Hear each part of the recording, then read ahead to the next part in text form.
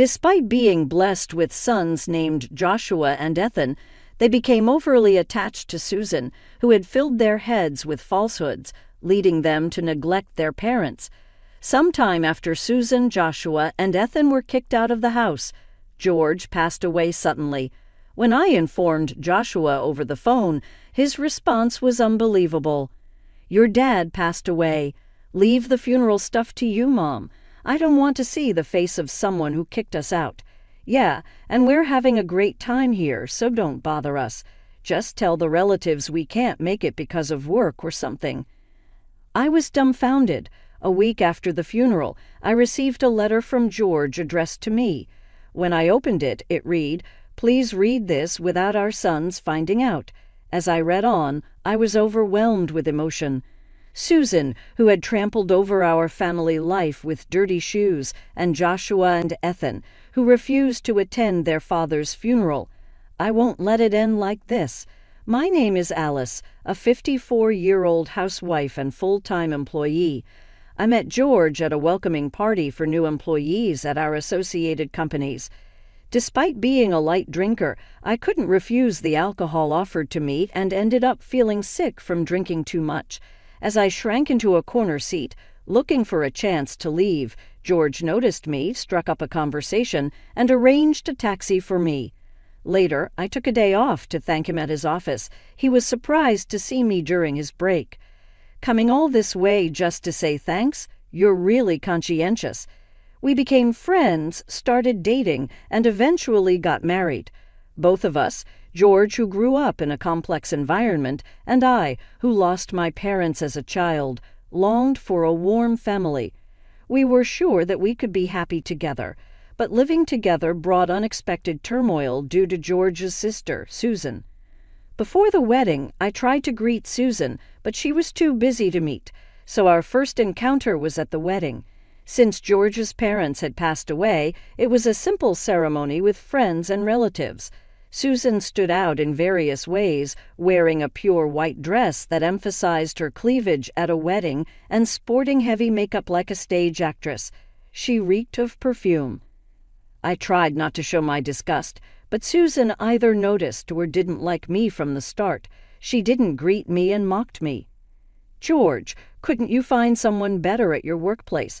Such a plain Jane as a sister-in-law is embarrassing. Come on, sis, well, maybe she suits you. Mr. Super Serious." George looked ready to confront Susan, but a sibling fight on the wedding day seemed like a bad omen. "I'm fine. Let's go and prepare." I forced a smile and led George to the staff. That was our terrible first impression, but I didn't think much of it, expecting to meet only at occasional family events. However, the situation soon took a drastic turn. After a short marriage, due to her husband's infidelity, Susan unexpectedly moved in with us. My ex left, and I want to move out too. Our parents sold their place when I got married, so I can't go back to my parents. Can I stay at George's place for a while? George was visibly frustrated with Susan's call. "Seriously, why don't you rent an apartment? You got a lot of alimony, right? Just let me stay until I find a nice place. I want to take my time choosing, not settle for some rundown house like you guys. But 20 years old, really.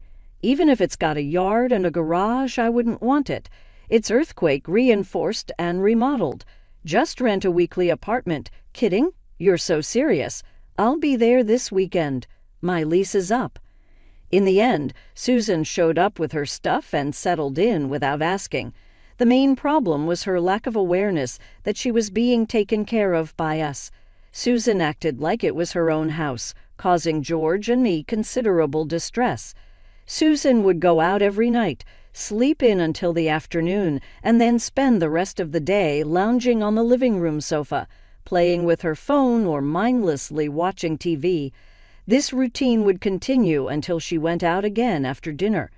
I sometimes took a day off and stayed home, so I know this was her daily routine. When I would come home tired in the evening after a full day's work, Susan would ask me in a dissatisfied tone, "Hey, is dinner ready yet?" "How long till it's done?" "In about 30 minutes." "That long? Hurry up, will you?" She would also make snide remarks about my cleaning, saying things like, "You're not very good at this," or "You're cutting corners." "I share the cleaning duties with George, you know. He's tired too." "As a wife, you should be doing all the household chores."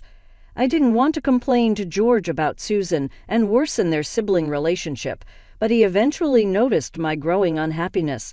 When George asked, and I told him about Susan's behavior, he became furious.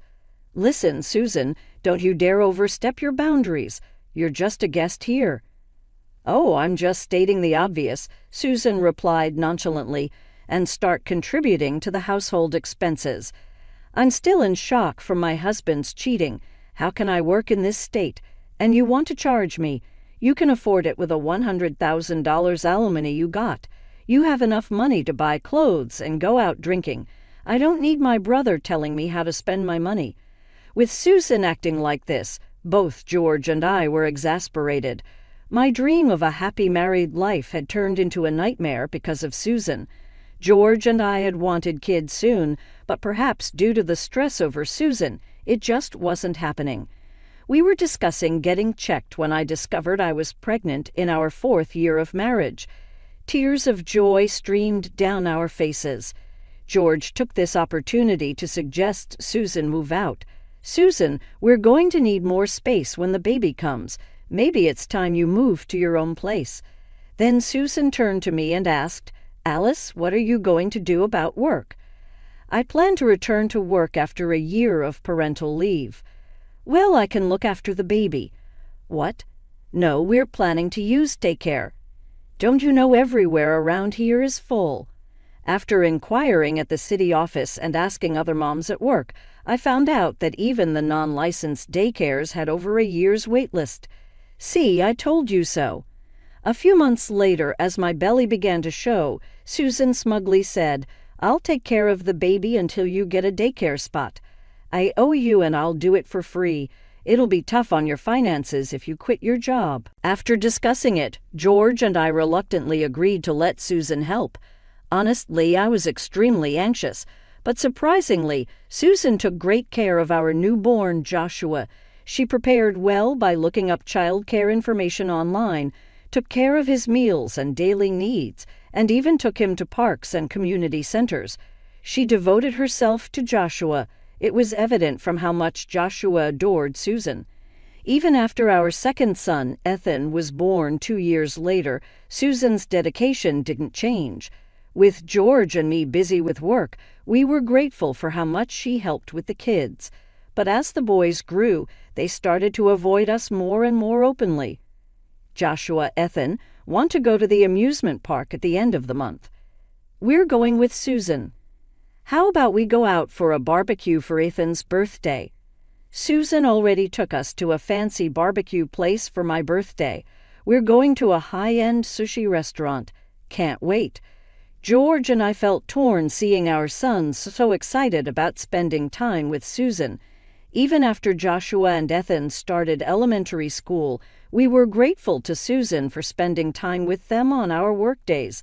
Even on weekends when George and I were home, Joshua and Ethan stuck close to Susan. They didn't try to talk to us and acted like it didn't matter whether we were there or not, playing games and going out with her. Things got worse as Joshua got older. He would blatantly show his displeasure, ignore us, or even click his tongue when we tried to talk to him. Once, Joshua started eating while playing on his phone, and when I reprimanded him, he glared and snapped at me, "Shut up, old lady." For a moment, I couldn't believe my ears. Man, it would have been great if Susan was our mom. She always gives us money and takes us places. Yeah, totally. Being born to parents like ours was a total bust. I was shocked by their words, but tried to stay calm as I responded. Susan doesn't work, despite being healthy. She doesn't contribute financially and just spends her ex-husband's alimony. So what? That's a lifestyle to aspire to, Joshua said, looking dreamy, but like Susan raised us right, complaining about her seems weird. Yeah, you guys didn't really want kids, did you? What? No, George and I always wanted kids. Susan offered to help until we found childcare. I was desperate in my denial. I can't believe you'd say that to me. Joshua smirked at my choked voice. You guys are always so annoying, telling us to do homework, saying we play too many games. Yeah, Susan gets it. She says it's fine not to do homework and even stays up with us playing games till dawn. I snapped back, annoyed. Susan has no responsibility for your futures. Your dad and I say these things because we're worried about you, even if it means you'll hate us. Yeah, right, you're just jealous because we're close to Susan. How stupid. Maybe you shouldn't have let her take care of us. I felt like crying. Looking up, I saw George standing at the doorway, his fists trembling. Who do you think you're talking to? Oh, hey, Dad, working late again today. Must be tough. Yeah, for such a measly salary. That's so true. The boys laughed mockingly, leaving George speechless. Finally, you talk to us, and it's to mock your parents, George. Stop being so loud, Susan called out as she came down from her room and appeared in the kitchen, shrugging her shoulders in annoyance. Getting worked up over what kids say is so immature. It's because you spoil them that they're like this, George exploded. I've had enough. Get out, now. What? I've been nice to my nephews, and this is the thanks I get. If you're going to stay, then pay your way. Susan puffed up her cheeks. Fine, I'll leave. Happy now? Susan, you're really leaving. No way. Susan quickly agreed, went to her room to pack her things in a suitcase, and came down to the entrance. I put my clothes in boxes. I've arranged for movers this weekend.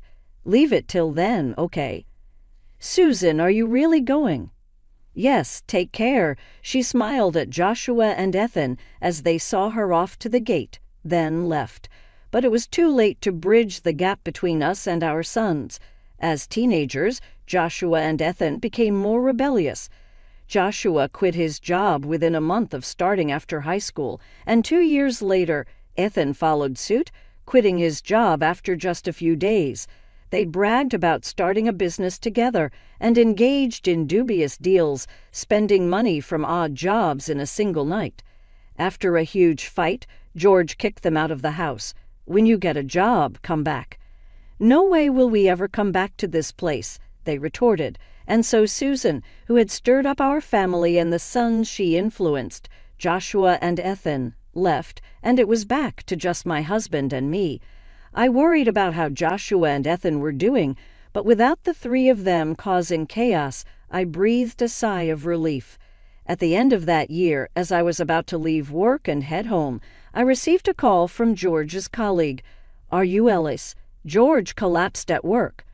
What? He's currently receiving treatment in the ICU at the city hospital. I understand. I'll go there right away. I felt like I was about to panic, but I ordered myself to calm down and drove to the hospital. I identified myself at the ICU reception, waited in the hallway for a while, and then the automatic doors opened. A man in a white coat, presumably a doctor, appeared. As soon as he saw me, he lowered his gaze to the floor.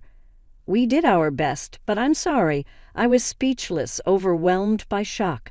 I stood there in place. This morning I had seen off George as he left for work, just as always. Keep your schedule open for our anniversary next month. Sure, the usual restaurant. I have a surprise planned for this year. It's the same restaurant, though. I never imagined that such a mundane conversation would be our last. It felt like my field of vision suddenly turned completely gray. Am I the only one left living, wondering if there's any meaning to it? As I pondered ominous thoughts in the back of my mind, I decided to contact everyone anyway, Joshua, Ethan, and Susan, and informed them. George has passed away.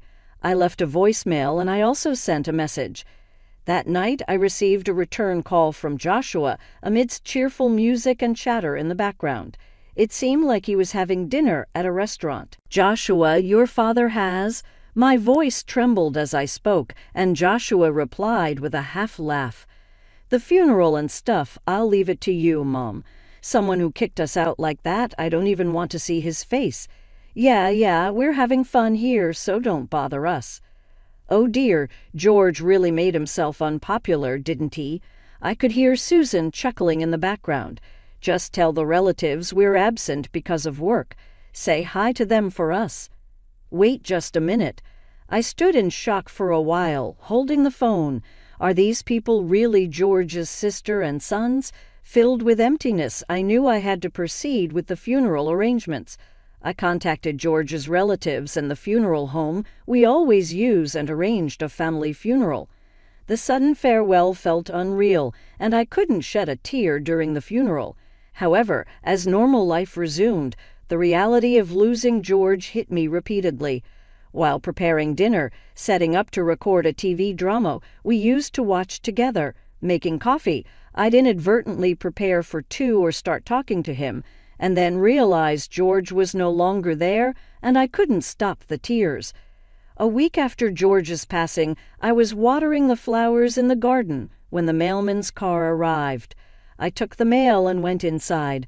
Among the direct mail, I found an envelope addressed to me and was instantly taken aback. The distinctive handwriting was unmistakably George's. With a rush of emotion, I opened the envelope. First, it explained why I was receiving this letter. I entrusted an old friend to post this in case I passed away. Then, after a heartfelt message of gratitude for the years we spent together, there was a line that caught my eye. Please read this without our sons finding out. My heart swelled as I continued reading the letter. I felt a warmth in my eyes, realizing George had seen how much I worried about the kids.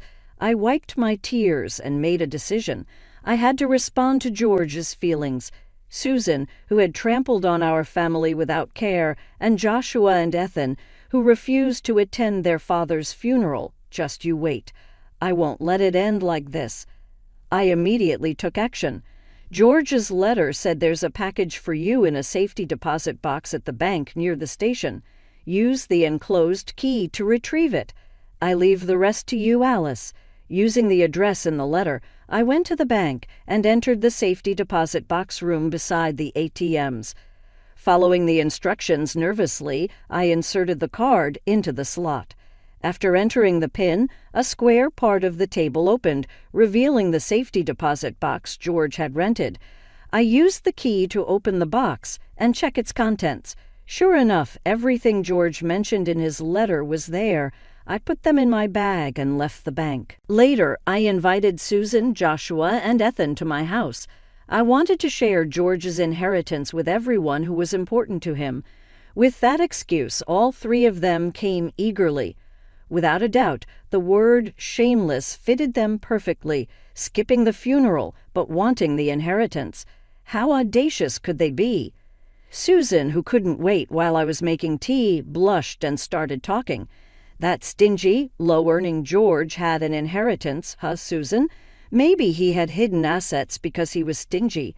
Thinking about it, being stingy might not be so bad. I wonder if he transferred his inheritance to some account. Anyway, I'm excited. Then Susan smiled at me. You did the right thing letting your sister-in-law know. Well, I suppose Mom stopped beating around the bush. Is Dad's inheritance jewels? Maybe gold bars. As the three of them fidgeted, I smiled. Before that, please listen to this. I placed an IC recorder in George's cell phone on the dining table, which made Joshua, Ethan, and Susan look puzzled. Dad's cell phone, and what's this, an IC recorder, right? The kind used for investigating affairs? I've seen it on TV. Wait, did Dad? Joshua started laughing crudely, but his face stiffened as soon as I pressed the play button on the phone. Joshua's voice came through, talking to a friend on the phone. Yeah, remember that old lady you met at our house, Susan? Her name is... Joshua was speaking in an obviously cheerful tone. She wears so much makeup and clings to me, calling me Joshua dear. It's gross, but she'll hand over money if you flatter her, you know. There's a use for fools and old ladies. In front of a frozen Joshua, Susan's face turned into a picture of fury when I stopped the playback. Susan asked in an angry voice, "What was that, Joshua?" "I don't know, a stranger maybe? Or did Dad record that voice?" Joshua tried to play dumb, and Susan yelled at him. George was too tech-illiterate to do something like that. "Oh, I just remembered something I've got to do. I'm leaving," Joshua said, while Susan and Joshua were arguing. Ethan tried to sneak out, so I promptly presented the second recording. "How much money did you get from Susan?" $22,000. "Dan, I only got $10,000. What did you do?" "Gave her a bouquet of roses and a high BR bag for her birthday. Maybe I'll give her a fake brand. She can't tell the difference." "Yeah, you're right." Joshua and Ethan laughed. "She lives for being showered with gifts by men, even at her age, almost hitting 60. Yet she still thinks she's young, believing every flattery from men she meets at the bar and splurging a fortune on them. She's an easy target, stupid, really." The two slanderers knew no bounds. The blonde hair is laughable, too. She dreams of marrying a young Korean pop star despite the age difference. Even as a joke, that's just creepy. In the midst of Joshua and Ethan's laughter, the recording abruptly stopped. Ethan, with a forced smile, muttered defensively, "Man, when did Dad record this? And to expose it to Mom after he's gone, that's just mean." "Yeah, pretending to be a good guy, but those are the ones you can't trust." Even now, they were spouting insults about George, which made me furious. As I was about to speak, Susan shouted at them, "You dare mock people who do you think raised you since you were kids? Don't mess with me. See, that's what's so annoying about you, always acting like we owe you." "Exactly, doesn't it feel empty saying that?" laughed at by Joshua and Ethan. Susan's ears turned red with anger.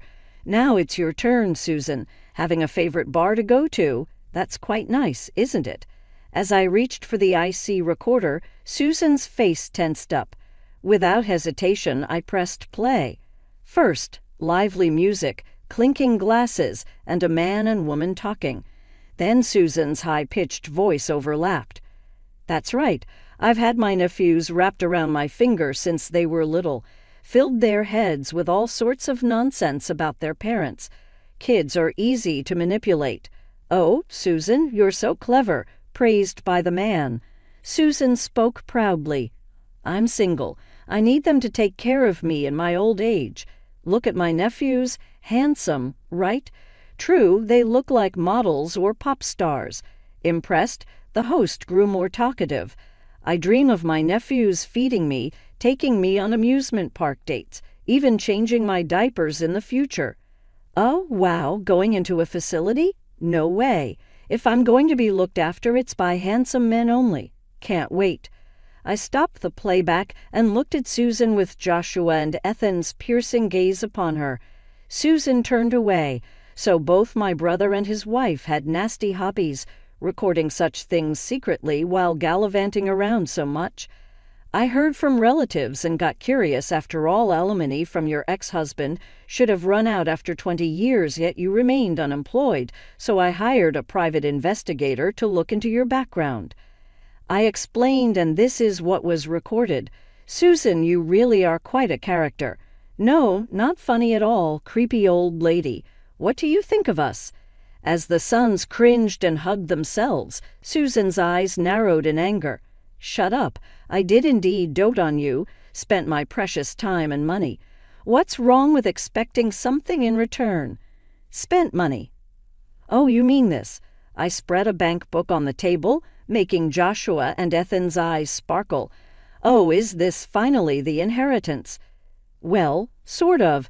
I made a suggestive remark and looked at Susan, who was sweating coldly. This time, her face betrayed a desire to flee at the first opportunity, her eyes darting around as if seeking an escape. I addressed Joshua and Ethan. "Remember what I told you before? George had cut ties with his father before we got married." "Yeah, I remember," Joshua nodded. "Our grandfather, Dad's father, didn't work seriously despite being wealthy. He relied on the family fortune and racked up a huge debt." "Yes, that's right. George's mother worked herself to death paying off those debts, right, Susan?" "Yes, I cut ties with him too after becoming an adult. though I did attend his funeral." Susan nodded. "So, afterwards, the inheritance George received from wealthy relatives, he kept it a secret and deposited it in an account for you three," I explained. "Huh? We never heard about this.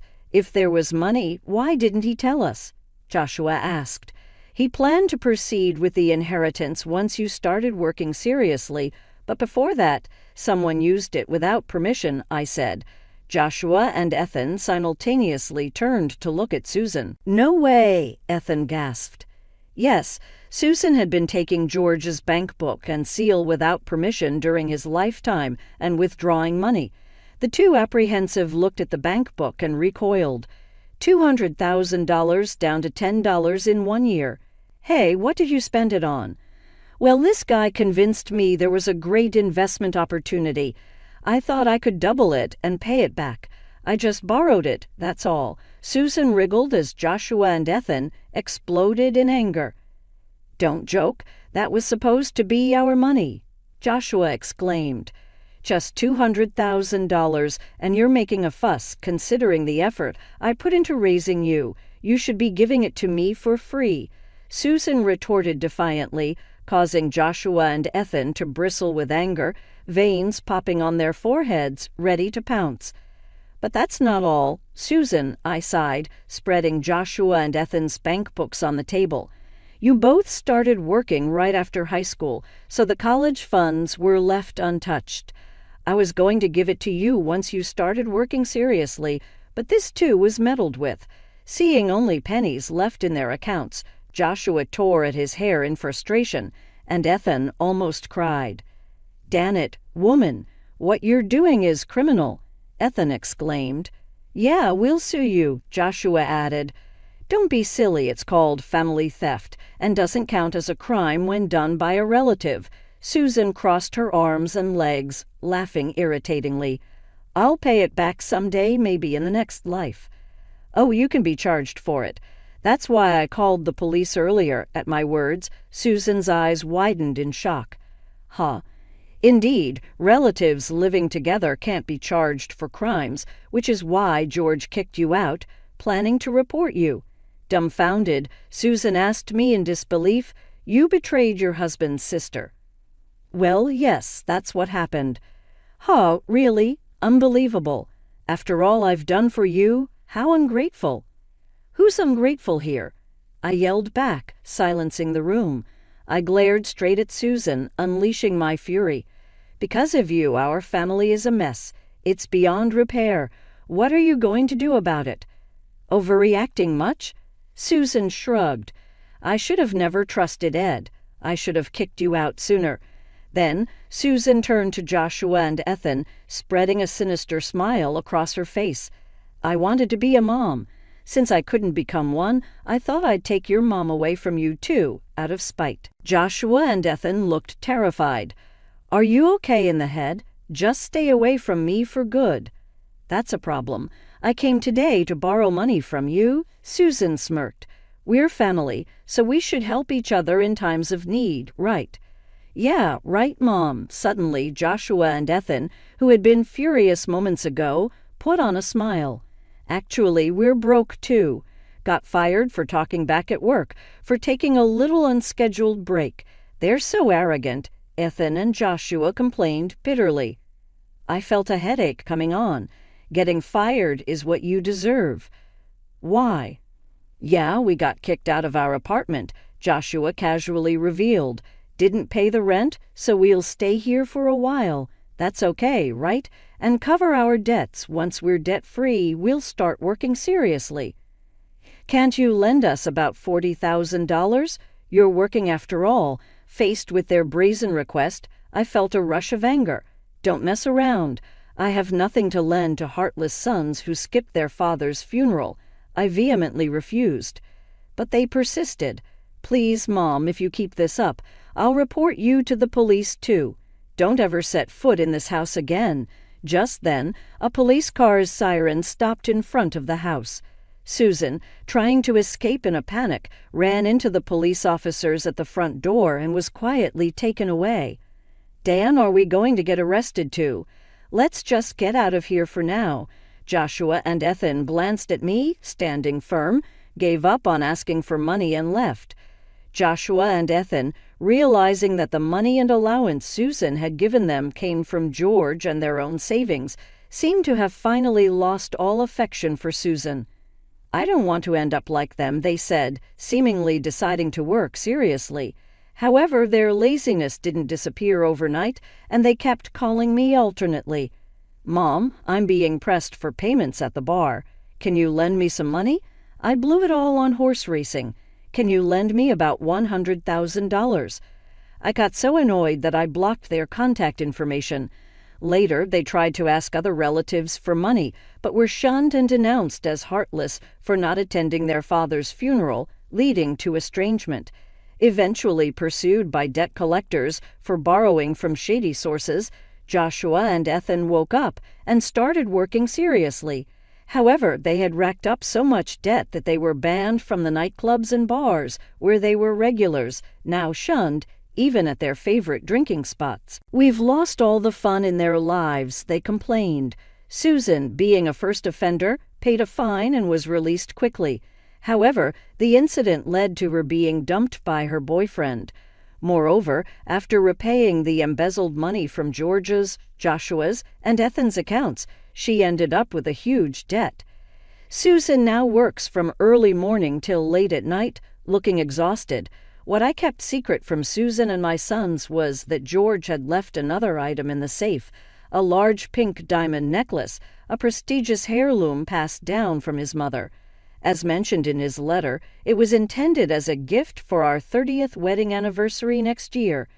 Fearing it might be found and sold by Susan or my sons, George had kept it in the safe. When appraised, it was valued at $240,000, to my astonishment. Of course, I wouldn't sell it. It's a treasured gift from George. Though I longed for a warm family, things didn't work out with my sons, and I lost my husband too. But George's memory is still alive in my heart. Moving forward, I want to live strong, cherishing the memories of George.